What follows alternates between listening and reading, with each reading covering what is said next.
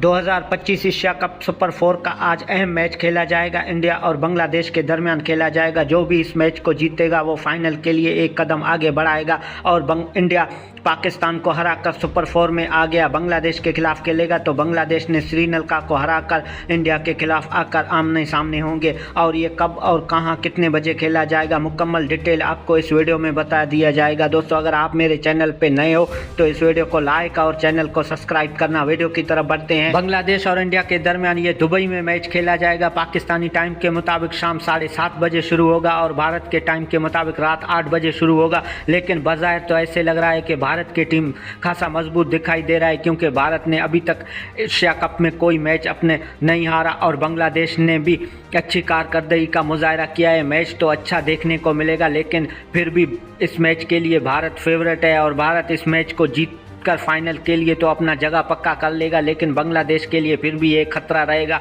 बांग्लादेश का अगला मैच पाकिस्तान के साथ होगा और बांग्लादेश चाहता है कि इंडिया को हराकर फाइनल में जगह बनाए। इन तीनों टीमों के दरमियान अभी जंग शुरू है। जो भी इस मैच को जीतेगा वो तकरीबन फाइनल के लिए क्वालिफाई करेगा और पाकिस्तान भी अपना भरपूर कोशिश करेगा कि बांग्लादेश को हराकर फाइनल के लिए क्वालिफाई करें और इंडिया के साथ फिर एक बार मुकाबला करें और इंडिया को फाइनल में हराकर अपने सारे मैचों का बदला भी लें।